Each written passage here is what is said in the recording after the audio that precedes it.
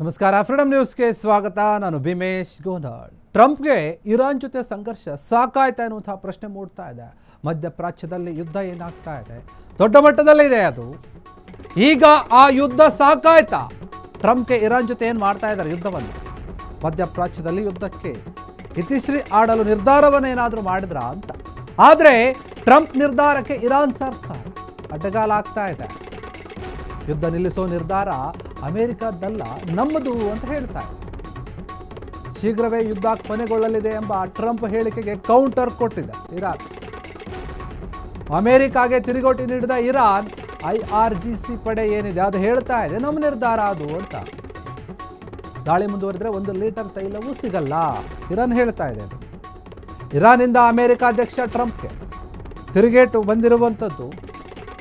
Litre ತೈಲ ರಫ್ತು ಮಾಡೋದು ಇರಾನ್ ಅನುಮತಿಸೋದಿಲ್ಲ ಅಂತ ಟ್ರಂಪ್ ಹೇಳಿಕೆಗೆ ಈಗ ತಿರುಗೇಟು ಕೊಡ್ತಾ ಇರುವಂಥದ್ದು ಇರಾನು.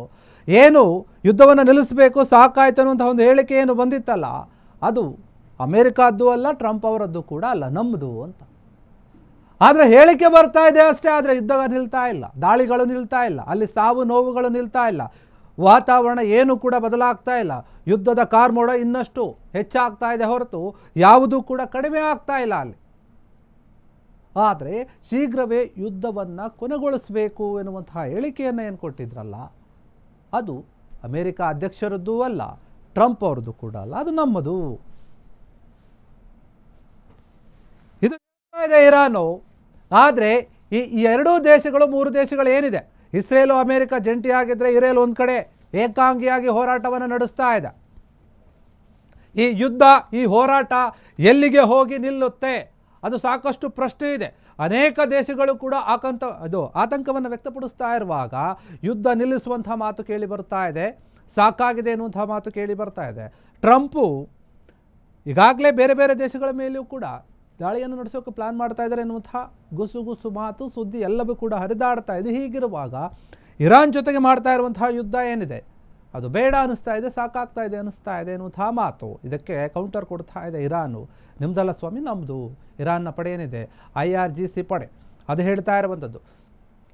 ದಾಳಿ ಏನಾದರೂ ಮುಂದುವರೆದರೆ ಇದೇ ರೀತಿಯಾಗಿ 1 ಲೀಟರ್ ತೈಲ ಕೂಡ ಸಿಗೋದಿಲ್ಲ. ಯಾಕಂದರೆ ತೈಲದ ಪ್ರಮಾಣ ಕಡಿಮೆ ಆಗ್ತಾ ಇದೆ. ಬೇಡಿಕೆಗಿಂತ ಏನು ಬೇಡಿಕೆ ಇದೆ ಅದಕ್ಕಿಂತ ನಿರೀಕ್ಷೆಗೂ ಮೀರಿದಂಥ ಬೇಡಿಕೆ ಸಿಗ್ತಾ ಇಲ್ಲ, ಹೆಚ್ಚು ಬೇಕು ನಮಗೆ.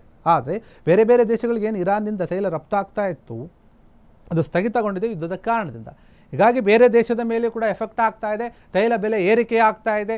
ಹೀಗಿರುವಾಗ ಈ ಯುದ್ಧ ಆದಷ್ಟು ಬೇಗ ನಿಲ್ಲದೆ ಹೋದರೆ ಬೇರೆ ರೀತಿಯಾದಂತಹ ಪರಿಣಾಮ ಎದುರಿಸಬೇಕಾಗುತ್ತೆ ಜಗತ್ತು.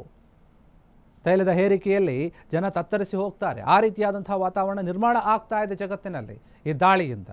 ದಾಳಿಯನ್ನು ಮುಂದುವರಿಸೋದು ಬೇಡ ಅಂತ ಹೇಳಿ ಎರಡೂ ದೇಶಗಳು ನಿರ್ಧಾರಕ್ಕೆ ಬಂದಂತೆ ಕಾಣ್ತಾ ಇದೆ. ಆದರೆ ಆ ರೀತಿಯಾದಂತಹ ವಾತಾವರಣ ಎರಡೂ ಕಡೆಯಲ್ಲೂ ಕೂಡ ಇಲ್ಲ. ಮನಸ್ಥಿತಿಗಳು ಬೇಗ ಬದಲಾಗ್ತಾ ಇಲ್ಲ. ಅಲ್ಲಿ ಇಬ್ಬರು ಕೂಡ ಯುದ್ಧದ ಒಂದು ಆಲೋಚನೆಯಲ್ಲಿನೇ ಇದ್ದಾರೆ. ನೀವು ದಾಳಿ ಮಾಡ್ತೀರಿ ಅಂದರೆ ನಾವು ಪ್ರತಿ ದಾಳಿಯನ್ನು ಮಾಡ್ತೀವಿ, ಎಷ್ಟು ಸಾವು ನೋವಾದರೂ ಸರಿ, ಏನೇ ನಷ್ಟ ಆದರೂ ಸರಿ, ಆ ರೀತಿಯಾದ ನಿರ್ಧಾರಕ್ಕೆ ಬಂದಿದ್ದಾರೆ. ಟ್ರಂಪ್ ಕೂಡ ಅಷ್ಟೇ, ಹಿಂದೆ ಸರಿಯೋ ಮಾತಿಲ್ಲ, ಒಂದು ರೀತಿಯಲ್ಲಿ ಹಠಮಾರಿತನವನ್ನು, ಮೊಂಡುತನವನ್ನು ಹಿಡ್ಕೊಂಡು ಕೂತಿದ್ದಾರೆ.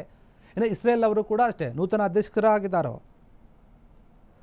ಅಧ್ಯಕ್ಷರ ಮೇಲೆಯೂ ಕೂಡ ಕಣ್ಣಿಟ್ಟಿದ್ದಾರೆ. ನಮ್ಮನ್ನು ಕೇಳಿ ಆಯ್ಕೆ ಮಾಡಬೇಕಾಗಿತ್ತು, ಯಾಕೆ ಮಾಡಿಲ್ಲ ಅಂತ ಹೇಳಿ ಅದ್ರ ಬಗ್ಗೆ ಕೂಡ ಪ್ರಶ್ನೆ ಮಾಡ್ತಾ ಇದ್ದಾರೆ. ಹೀಗಿರುವಾಗ ಇಷ್ಟೆಲ್ಲ ಮಾತುಕತೆ ಆಗ್ತಾ ಇದ್ರು ಕೂಡ ಯುದ್ಧ ಮಾತ್ರ ನಿಲ್ತಾ ಇಲ್ಲ. ಆದರೆ ಹೆಸರಿಗಷ್ಟೇ ಇದು ಹೇಳದಂತೆ ಕಾಣ್ತಾ ಇದೆ. ಇರಾನ್ನಿಂದ ಅಮೆರಿಕ ಅಧ್ಯಕ್ಷನಿಗೆ ಒಂದು ಎಚ್ಚರಿಕೆ ಕೂಡ ಕೊಟ್ಟಿದ್ದಾರೆ, ನಾವು ನಿಲ್ಲಿಸೋದಿಲ್ಲ, ಅಥವಾ ನಿಲ್ಲಿಸಿದ್ರು ಕೂಡ ನಮ್ಮ ನಿರ್ಧಾರ ಆಗುತ್ತೆ, ನಿಮ್ಮದಲ್ಲ. 1 ಲೀಟರ್ ತೈಲ ಏನಿದೆ ಅದನ್ನು ರಫ್ತು ಮಾಡೋದು ಕೂಡ ಕಷ್ಟ ಆಗಿಬಿಡುತ್ತೆ. ಯಾಕಂದರೆ ಇರಾನ್ ಅದಕ್ಕೆ ಒಪ್ಪಿಗೆ ಕೊಡಬೇಕಲ್ಲ. ನಾವು ಅನುಮತಿ ಕೊಟ್ಟಿಲ್ಲ ಅಂದರೆ ತೈಲದ ಅಭಾವ ಉಂಟಾಗುತ್ತೆ. ಎಲ್ಲ ಕಡೆಯಲ್ಲೂ ಕೂಡ ತೈಲಕ್ಕಾಗಿ ಬೇಡಿಕೆ ಹೆಚ್ಚಾಗುತ್ತೆ. ಆದರೆ ಅವರ ಬೇಡಿಕೆಗೆ ತಕ್ಕಂತೆ ಅಲ್ಲೆಲ್ಲೂ ಕೂಡ ಸಿಗೋದಿಲ್ಲ. ಆ ರೀತಿಯಾಗಾದಾಗ ಬೇರೆ ರೀತಿಯಾದ ಸಮಸ್ಯೆಯನ್ನು ಎದುರಿಸಬೇಕಾಗುತ್ತೆ ಎನ್ನುವಂತಹ ಮಾತನ್ನು ಇರಾನ್ ಒಂದು ರೀತಿಯಲ್ಲಿ ಸ್ಪಷ್ಟವಾಗಿ ಹೇಳ್ತಾ ಇದೆ. ಕ್ಷಣ ಕ್ಷಣದ ಸುದ್ದಿಗಳಿಗಾಗಿ ಫ್ರೀಡಮ್ ಟಿವಿ ಸಬ್ಸ್ಕ್ರೈಬ್ ಮಾಡಿ, ಲೈಕ್ ಮಾಡಿ ಹಾಗೂ ಫಾಲೋ ಮಾಡಿ. ಹೊಸ ಸುದ್ದಿಗಳ ನೋಟಿಫಿಕೇಶನ್ಗಾಗಿ ಬೆಲ್ ಐಕಾನ್ ಮೇಲೆ ಕ್ಲಿಕ್ ಮಾಡಿ.